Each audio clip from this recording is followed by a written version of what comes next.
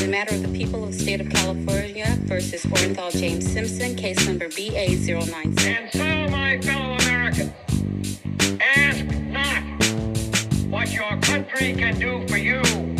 Ask what you can do for your And we are back on Fully Awake. Taylor, your eyes are so wide there. I'm trying to stay awake. I feel like I forgot about the time change. Is this one supposed to fuck me up? Because yes, I feel like I woke up earlier than I wanted to. Right? I think you're supposed to wake up later than you wanted to because it went forward in time. Right. But like, if I woke up at 9, but it was really 8, I did not wake up at 8.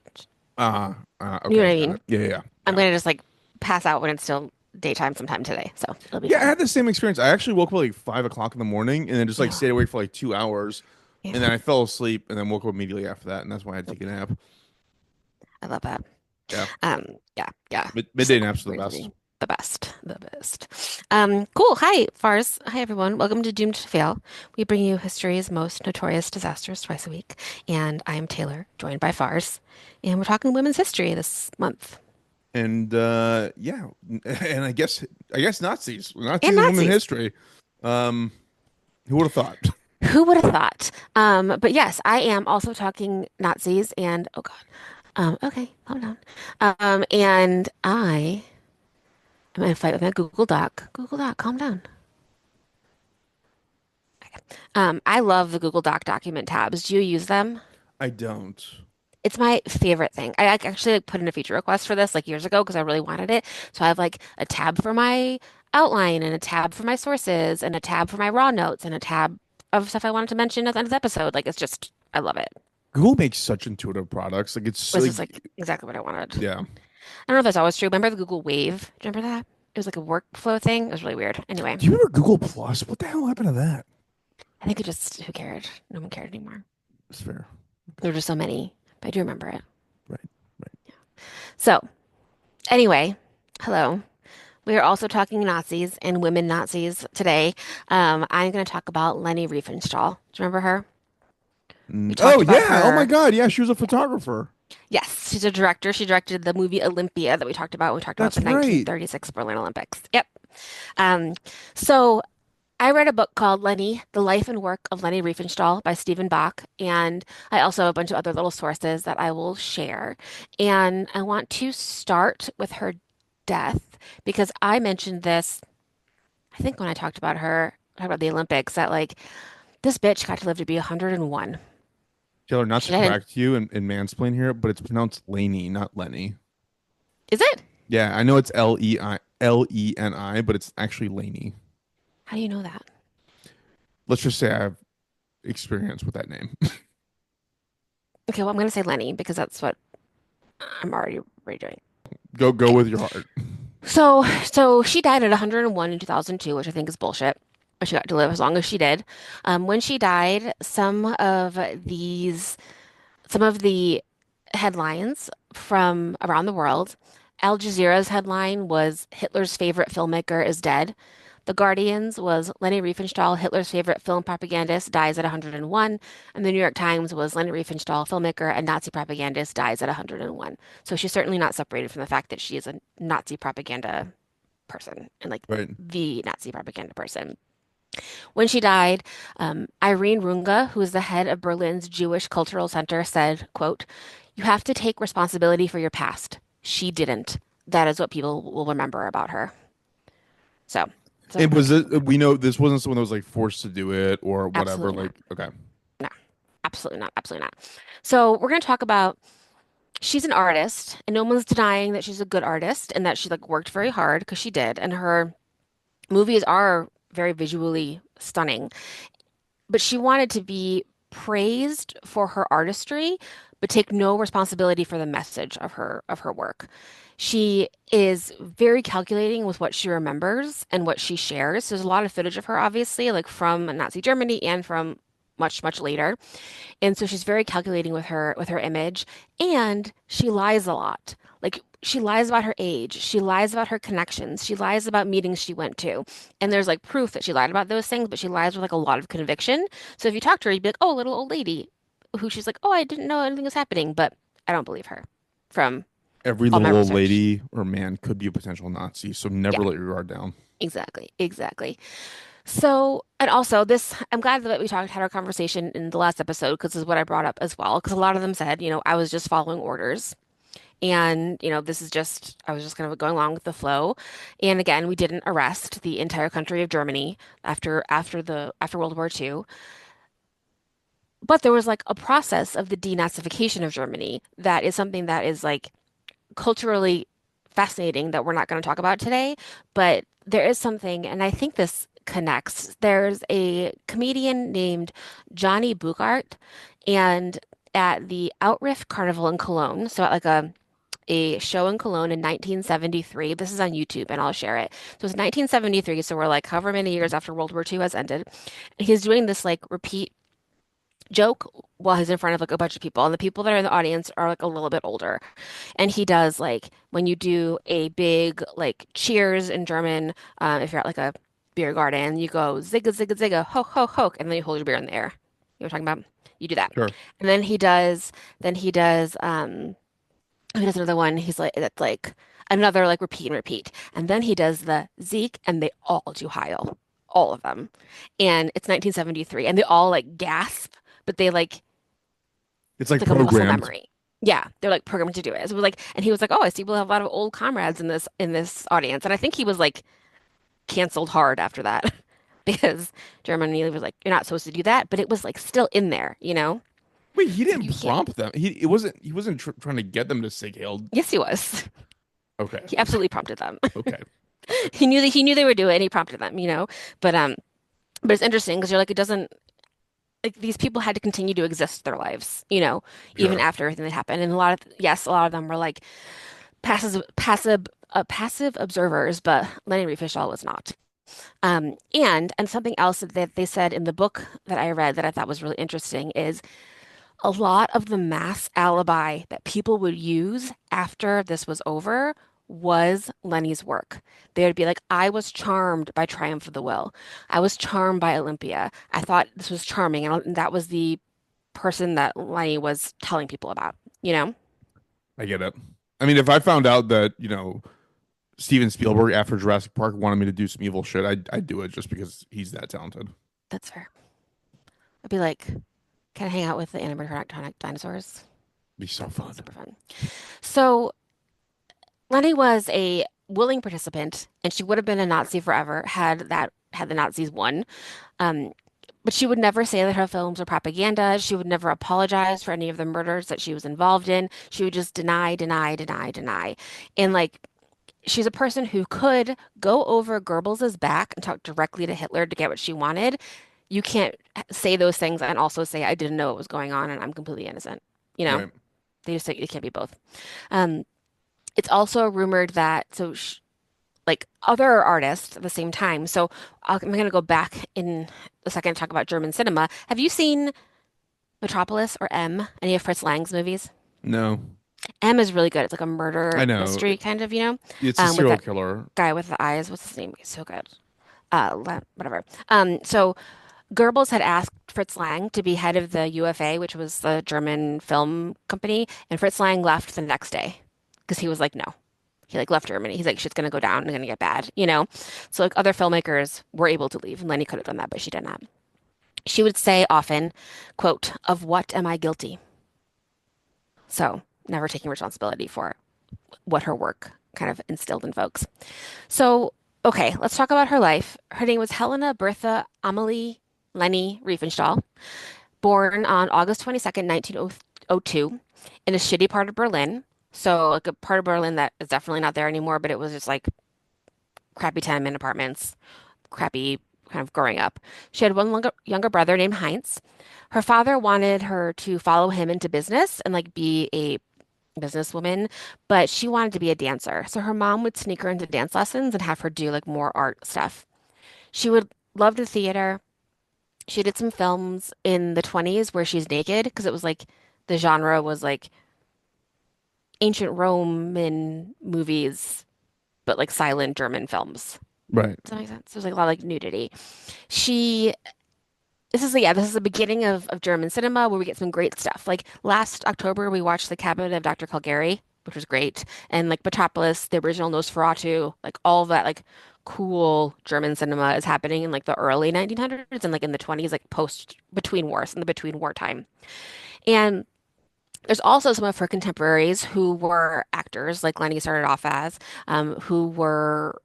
who did get to the United States, like Marlene Dietrich, So there's like very famous German women who left Germany to go to Hollywood and became successful, but that was not her.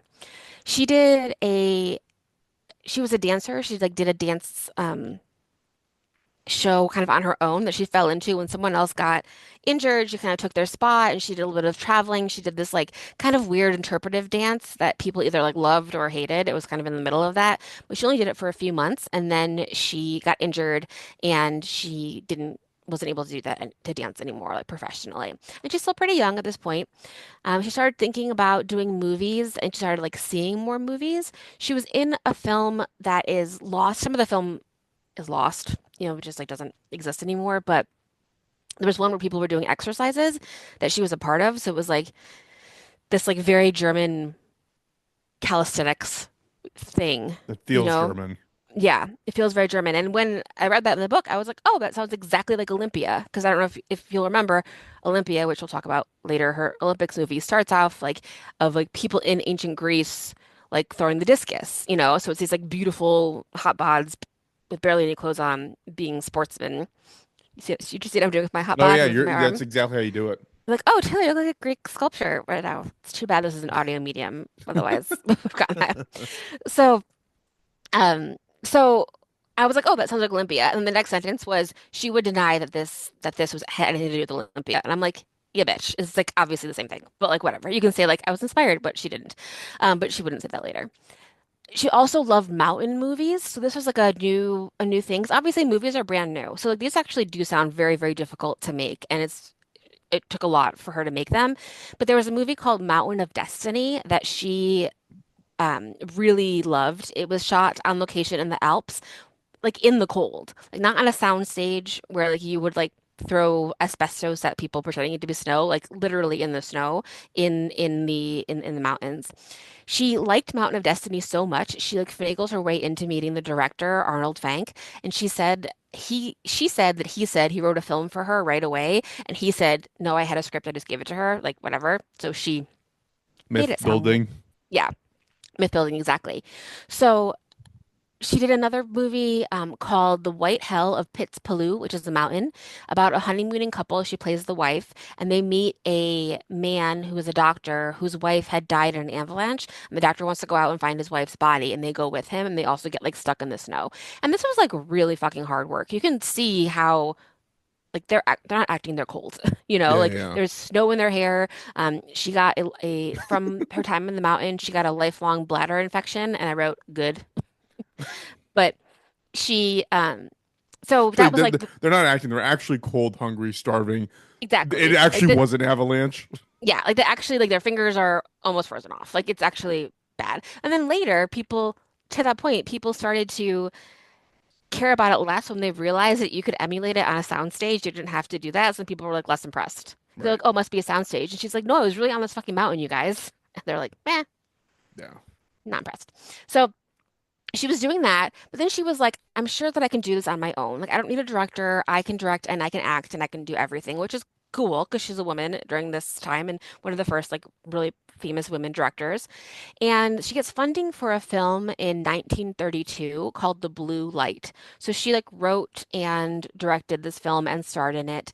And it was about, a poor girl who is like hated by villagers and finds her solace in like a blue grotto, like a place like, in like a cave. She played the girl, even though she was like 30. So people were a little bit like, okay, she was like playing like a 15-year-old. But um, it had mixed reviews. It won a silver medal at the Venice Film Festival, which was started during Mussolini's regime in Italy. No fun. They got bad reviews from the quote liberal newspapers. And by liberal, we mean Jewish.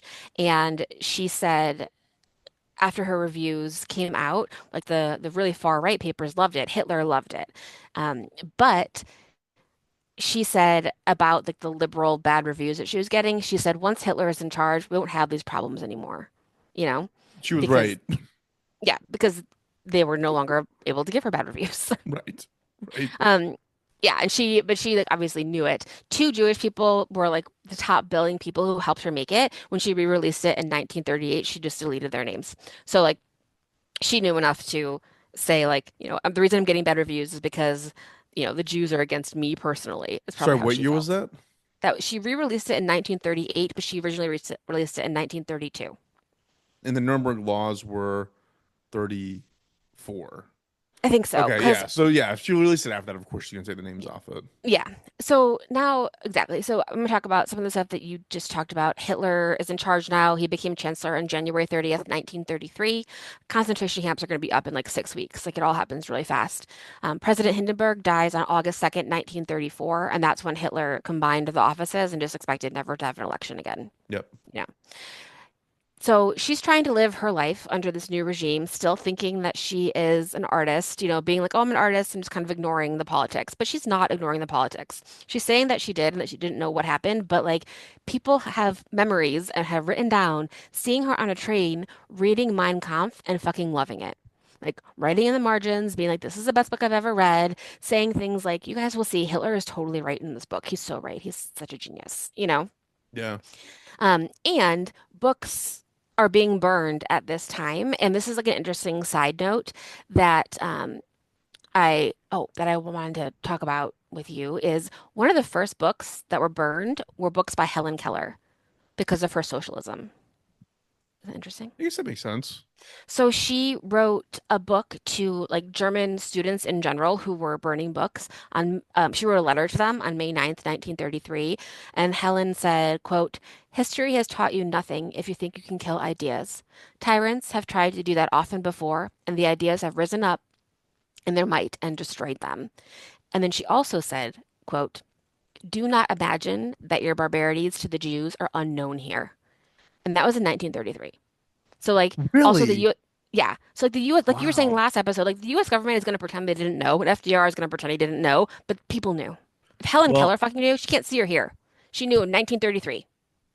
I was going off of the last podcast, Joseph Mengele episode, where they were like normal Germans who were like working in Berlin, going into office buildings and like doing normal life. Like their point was like those people aren't like looped in on like what's happening in Auschwitz, like in Hmm. Poland. And so Hmm. um probably, I mean, I assume that was the case, but apparently if she wrote that in 1933, then probably not. So Yeah. And I don't think she means like full on concentration camps, but she does mean like the, you know, no businesses, all that stuff, I don't think there running the was like concentration camps in 33. yeah, I think they were like starting. Really? Yeah, it That started really early? fast. Yeah, it started in 6 weeks is what I read. You can looking it up. Yeah. You look it up. So Lenny was getting excited about this. She loved Mein Kampf, so she obviously wanted to meet Hitler. That was like her next step. She Wow, saw you're him right. speak. Yeah, 1933 was Dachau. yeah. It happened real Well, fast. that was for so the camps had different purposes. One of them were just like holding camps, and then there was like the extra, the final solution part of it Was was later. much later. Yeah, Yeah, yeah. But actually, let me talk. I'm going to talk about that because that's a thing that gets her off from really being in trouble is that difference between the type of camp. got it. Okay. So I'll talk about that in a second. So she saw Hitler speak in 1932, and in her memoir that she wrote in like the 1980s, she said, quote, "I had an almost apocalyptic vision that I was never able to forget. It seemed as if the Earth's surface were spreading out in front of me like a hemisphere that suddenly splits apart in the middle, spewing out an enormous jet of water, so powerful that it touched the sky and shook the earth." That's about her seeing Hitler speak Weird. and how like incredible she found him. Her dad became an official member of the Nazi Party, like we were talking about, but Leni never did. She didn't really have to, though, because she was like in all the rooms and around everyone. She did, though, have to submit the paperwork showing her heritage that you had to do to be able to like have these jobs. And it's probable that her maternal grandmother was Jewish, but Leni lied on her papers Yeah, I mean, because she wouldn't have been able to do anything that she did if she had a maternal. I would have been like, yeah, I'm like Austro-Hungarian. Like, I Yeah, mean, of course. yeah. So since Hitler had seen the blue light, he thought it was a great example of Aryan womanhood, whatever that means. And he gave her they like commissioned to make a movie called Der Sieg des Glaubens, which means the victory of faith, and which is the 1933 Nuremberg rally, which is like the fifth Nazi rally that was like in Nuremberg, like a really big deal. So she got to tape it. It's an hour-long propaganda film. It's the first one where they had like the stage design to have like the huge eagle, and like really like make this the set design imposing for like Yeah, this yeah. this rally. There's a ton of people in their Nazi uniforms. They're all very excited, and she premiered her movie in Berlin on December 1st, 1933. So this film is interesting because it showcases Hitler's close relationship with Ernst Röhm, who was head of the SA at the time. They're standing next to each other in the film a lot. They're kind of whispering to each other. They're talking. They worked together a ton. In 1934, during the Night of the Long Knives, where Hitler killed a bunch of his like internal enemies, which I think you mentioned maybe Yep. last episode, um, I think that guy was Rome a was part of it. yeah, Rome was killed. Yeah, yeah. And he was killed potentially because he was like very clearly gay, like very out as a gay man. And he was at his hotel and Hitler and his other guys like stormed the hotel. Hitler woke Rome up and said, "You're being arrested for treason," even though the treason was not real. They just like wanted him out of there. So they ended up, but all the people that were like with Rome there ended up being killed. They gave Rome the option to kill himself, and he said, "quote If I am to be killed, let Adolf do it himself." So they shot him. He didn't choose to take his own life. Hitler didn't do it. No, Got it. no, someone else did.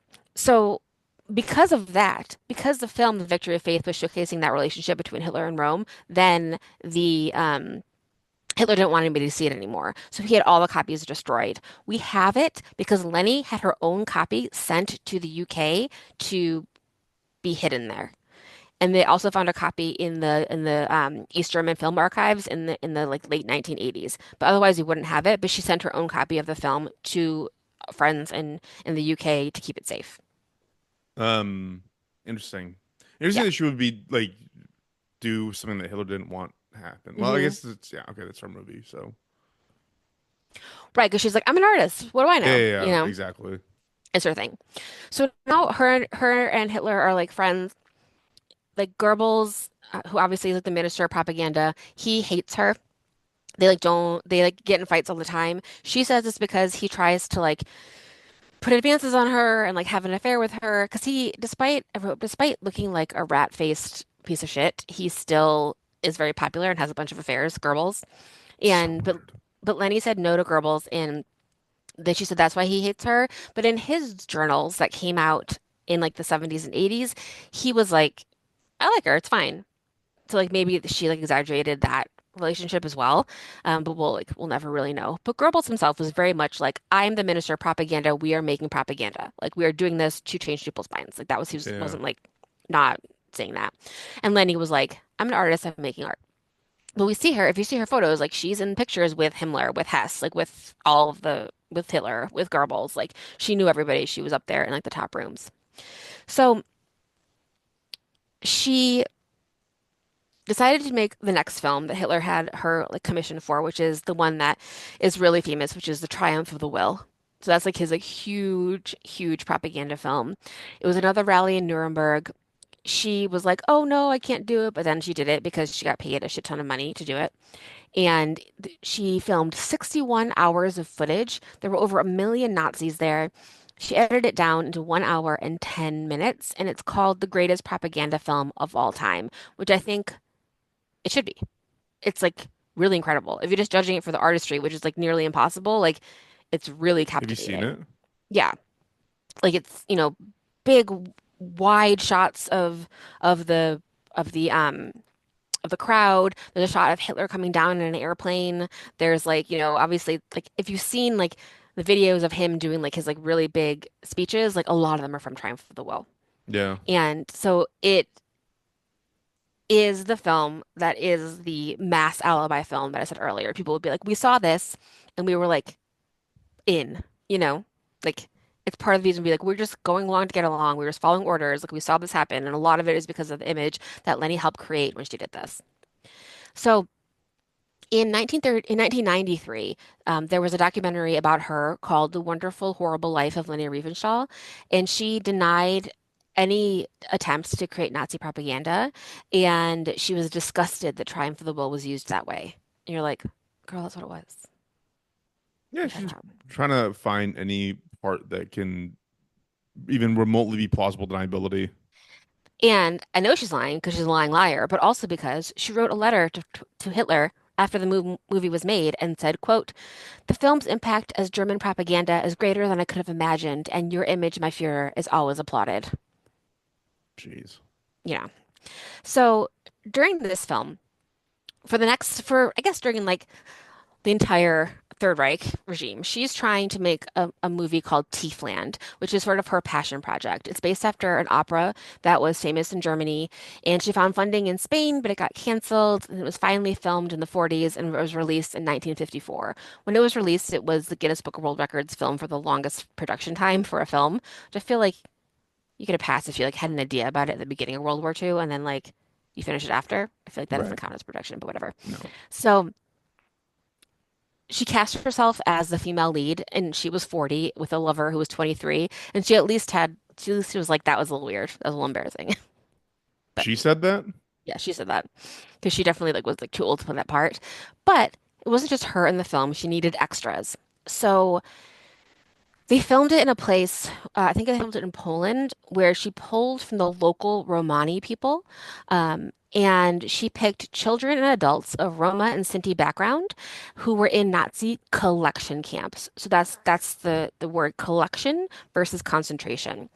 So in a collection camp, it's actually just like a war camp. Like there's no expectation that the people are going to be like mass murdered. They are just in there to like be prisoners of war.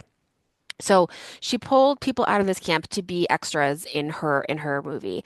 She would say that she didn't know that they were going to be killed later, ev eventually. Like she didn't know that that was a thing, and that it wasn't forced labor, even though it definitely was, because it's like you have to do this or go to this like camp, this like terrible prison camp. And she would she lived in like this fantasy world where she would telling these extras like they could be stars and they can go to Hollywood and like doing this stuff to them. And then like immediately after the film's done, they go back to this collection camp. You know, Right. like nothing good is going to happen. A lot of them were sent to Auschwitz and died there. Like that is in the thing. She insisted afterwards that she saw every single one of those extras after the war, but that isn't true because we know they died. You know, we know a Right. lot of them died.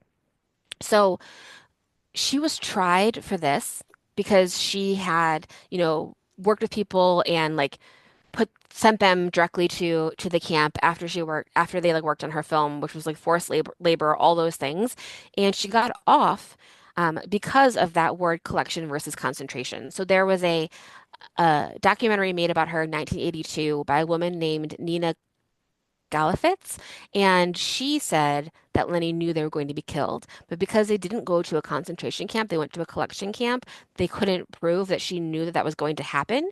So Lenny sued, and that movie was never shown anywhere. Like they No. just like that she killed that movie. Nina, the director, could have recut it, but she didn't. She didn't have like the budget to do it. She just didn't, and she just like left it because she was like, I think Lenny knew. Like I think that she knew this was going to happen. In 2002, a Roma group, which is like the Romani people are like the gypsy people of that area. Right. And in 2002, a Roma group sued her for denying the extermination of the Romani, and she was forced to apologize because she's going to have like tons of lawsuits about how involved or not she was. She's 100 years old during this one, and she loses, and she says, quote, "I regret that Sinti and Roma had to suffer during the period of National Socialism.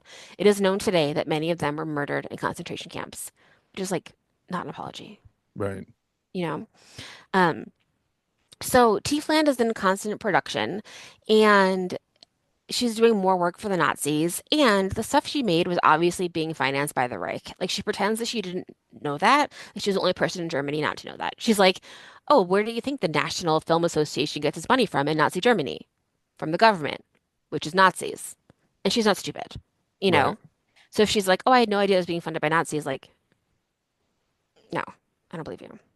So the next thing she does is the Olympia, which is the 1936 Olympics movie, which is also really groundbreaking for film. And I feel like, did you ever watch any of those clips? I mean, it was a long time I ago and saw talk about the clips. Olympics. But yeah, but like those Jesse Owens jumping I clips, mean, like like cool. pretty much any World War II documentary, you've seen Olympia Yeah, as part of it. yeah, exactly. And like a lot of it, she was like the first one of the first people to put cameras on rails to like move them along. And a lot of it is like stuff that is, really still used in sports photography and stuff. So like that was happening. Um, and it won more Venice Film Festival awards. And people really like enjoyed that film as well. But it was also very much Nazi propaganda, which because we've seen that. I may know that. She went to America for like a trip. She went right before Kristallnacht, which is the night that like they destroyed all the Jewish businesses in Germany. And while she was in America, I guess who she had a meeting with Henry Ford. Ford, Henry Ford, and also Walt Disney. So he showed her Fantasia. So she went back. Technically, I think the Walt Disney one is like a work meeting, Yeah, because they're in the the same Henry Ford business. one was like, "What's up?" What's up? Yeah, exactly. So in 1939, she was back in Germany. She was a war correspondent. There is a photo that I want to put a pin in about her, of her being upset at this time. So there's something, she's in Poland. I saw this. Um, Yeah. yeah, so okay, so I want to put a pin in that photo because in Poland there is a massacre where a bunch of Jews are killed, and that photo is like she reacts to seeing their bodies and she looks very upset. Um, part of the what happened before that is she was filming something and there were people in the shot and she said get rid of the Jews, and so they took them and killed them. So she's saying that she didn't know they were Jewish and she didn't know that was going to happen. And then she has this picture where she looks really upset. So put a pin in that. I want to come back to it later. So in 1940, when Hitler stormed Paris, she sent him a telegram that was, quote, with indescribable joy, deeply moved and filled with burning gratitude, we share with you, my Führer, your and Germany's greatest victory, the entry of German troops into Paris. You exceed anything human imagination has the power to conceive, achieving deeds without parallel in the history of mankind. How can we ever thank you? Like, you don't have to be that It's a little over the gracious. top. Yeah, it's a lot. So Goebbels also probably hated her because she was spending so much of the money on her films, and on her war correspondence and all the things that she was doing. Um, Goebbels said it's impossible to work with this wild woman because she was like exhausting to him. At some point, she does have a personal life. Her brother dies in the Ostfront. She gets married and divorced. She has a lot of lovers, like you'd expect from someone like this. She so the war ends. She's like not there like with Hitler and Goebbels like in the bunker at the very, very end. Did you ever watch Downfall? Downfall's great. It's so good. I think everything about it all week because like the parts where like Ava Brown is like having the party, while Berlin is like burning.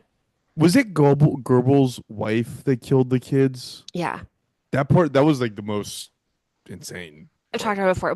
I just was like, I know that Frau Goebbels is a bad person, but holy shit, you know? Yeah, it's like next level evil. Yeah, yeah. So, so she wasn't there when they all killed themselves and all of them died. So she was arrested. So she was with friends, like other, um, I think like an old boyfriend and his wife. She was in their apartments, and when the war ended, the wife said, "Get out of here, you Nazi bitch!" Like she couldn't fucking wait to say that. Yeah, she was holding on to that one for a minute. Yeah, she had thought that for years and was just very excited to say, get out of here. Um, she ended up being arrested by an American named Bud Schulberg, and Bud is the person who wrote On the Waterfront and won an Academy Award for that. He became like a famous American director and writer, but he was in the Navy and he arrested her, and he said, quote, she gave me the usual song and dance. She said, of course, I'm really so misunderstood. I'm not political. And you're like, you can't not be political. She said over and over again that she had no idea. She was in different types of prison camps from 1945 to 1948 and eventually on house arrest. So she was like waiting to stand trial for her films. She was tried 4 times for her Nazi sympathies, but was never charged. So she was never accused of anything officially under the law.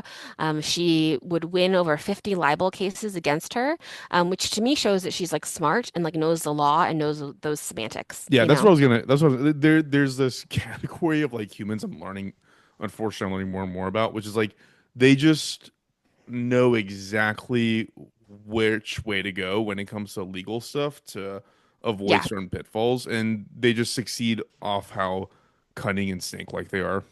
Yeah, exactly. So she said later that her biggest regret in life was meeting Hitler. She said, quote, "It was the biggest catastrophe of my life. Until the day I die, people will keep saying Lenny is a Nazi, and I'll keep saying, but what did she do? You know, like her films weren't enough to get her in jail. So she's like, I didn't do anything wrong, when her films were just obviously this like propaganda machine. So she's obviously lives for a very long time. She keeps making movies. Um, Time for the Will is going to be banned in Germany. It might still be banned. Like you can watch it obviously for a very long time.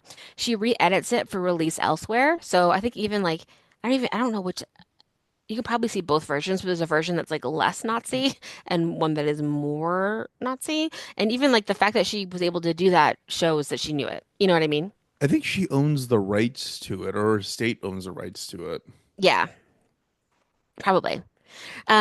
She traveled to Africa, and she made a photography book about the Nuba tribe in Sudan. So she had photos of them, like naked, like doing very similar to Triumph, to Olympia, but it was with Africans.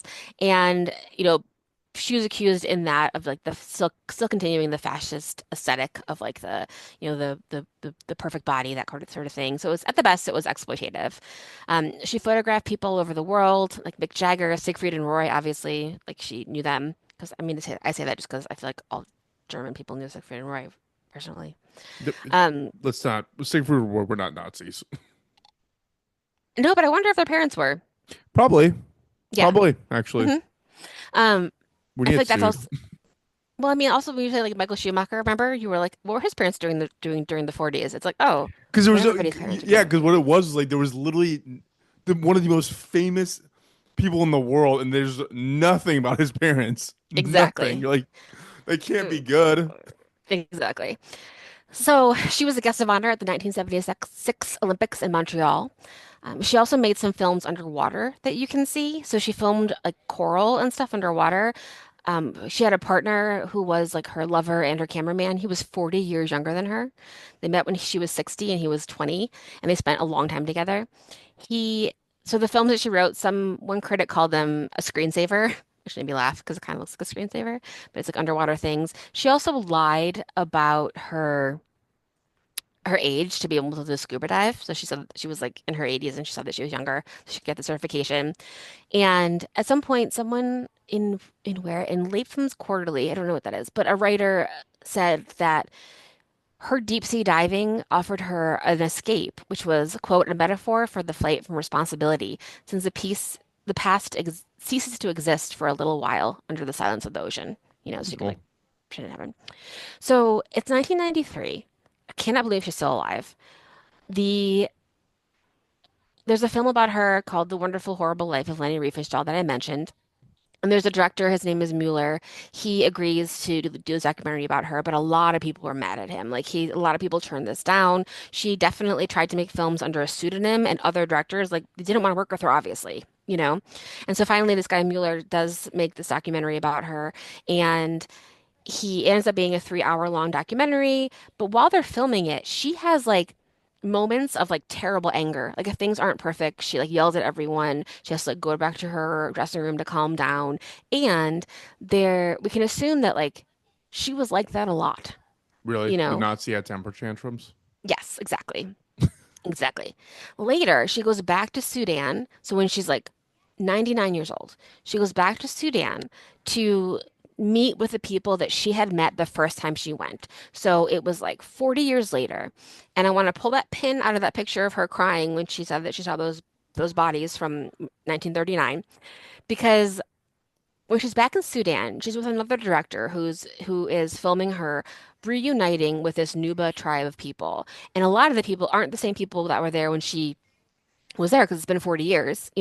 So she finally finds like an old member of the tribe, and she sees them and she's like, I remember them. And then she starts crying and she's like, I remember all of this. And she like gets really excited and like does all these things. And she looks, and the director was not filming that. And she throws a tantrum, and then she does it again. She does the crying again. She does Whoa. all of the emotions again. And like she's 99 years old, but she's like sharp enough to do that, Damn. which makes me not believe her other stuff Yeah. even less. Interesting. So so so this is crazy. After that, they had to leave Sudan, obviously, because Sudan's in the middle of a war constantly, and they had to leave in a hurry on a helicopter, and the helicopter got shot down. She was in a helicopter crash at the age of 99, and she survived. Like, the devil works hard Yeah, sometimes. no kidding.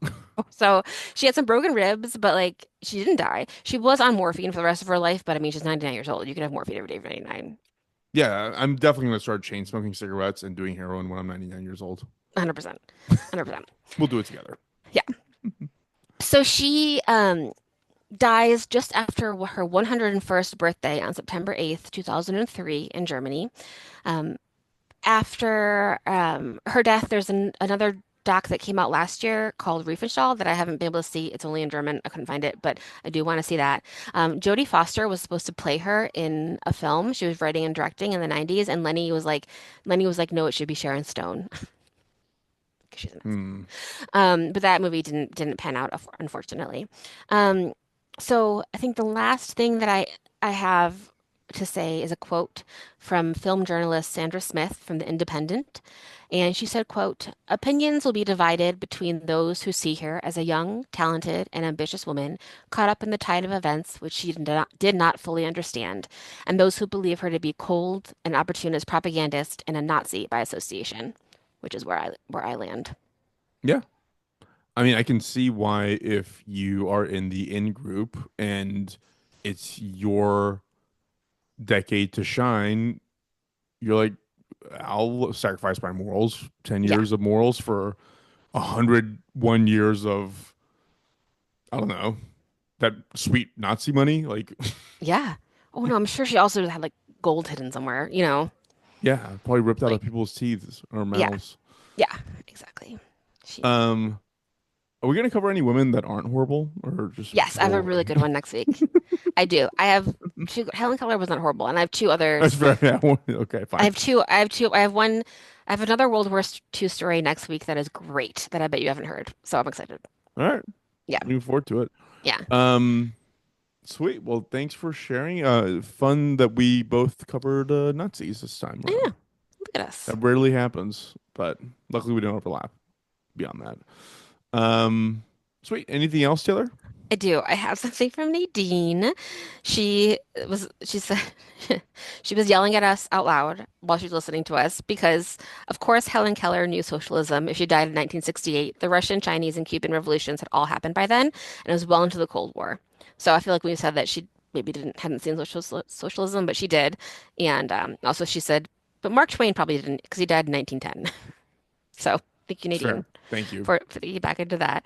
And then also, I have terrible news from Morgan. She sent me a voice message. You know how I said Matt Groening is the founder of The Simpsons? Uh, did you say that? I thought you said he's like a writer or something, but maybe you said he's Whatever. a founder. Founder, writer. That's not the word that we're looking at. So it's spelled. Oh my God, why? I can't go on the internet anymore. It's not working. Hold on. I can't type. Oh, this is the worst. Matt Groening, spelled Groening, but it's pronounced Matt Greening. I thought it was graining. Either way, it should be Groening because it's the O over the thing. And she said Graining, or what did you say? Graining. Ugh. Either way, it's not the way it's written. I know. I also told you that this woman's name is not Lenny, and you're like, you, I'm you, pretty you, sure you love. It it is. I looks just listened that to a whole way. audiobook about her, and it's Lenny. Okay. All right. Well, I mean, the people can have the name spelled the same and pronounced differently. that is probably true. Is this Yeah, the horrible news you're speaking of that you learned that his name is not Groening? yeah. Okay. Thank you for clarifying that, Nadine. Thank you. That was from Morgan. Thank you, Morgan. Morgan, sorry. Um, yeah. So that's it. That's my news. But thank you everyone for engaging and emailing us. Again, if you want a free sticker, send me your email or mailing address, doomedtofailpod@gmail.com. If you If email you me, want I'll to email you back. if you want to send it, if you want us to eventually send it via email, just write to us and let us know, and we can come up with like a NFT for Doom to Fail, and we can send it to you digitally to your wallet. Totally. I NFTs. have no idea how to do any of these things, and I don't know what most of the words that I said mean. NFT is just like a screenshot that costs $1 million for some reason. So we can send you a screenshot of our sticker whenever you want. Those are free. I think it's technically just a money laundering apparatus, a Yeah, vehicle, I but think so too. I think so too. Um, yeah, yeah. so sweet. Well, Taylor, thank you for sharing. Yes, And yes, again, thank write to you. us at doingthefellow@gmail.com. Follow us on the socials. Please tell your friends, your family, partners, whatever you got going on. Tell them about us so we can grow, expand, and become unbelievably wealthy and rich and successful and famous. Perfect. Perfect pitch. Thanks, Taylor. All right, Thanks, we're gonna everyone. cut off.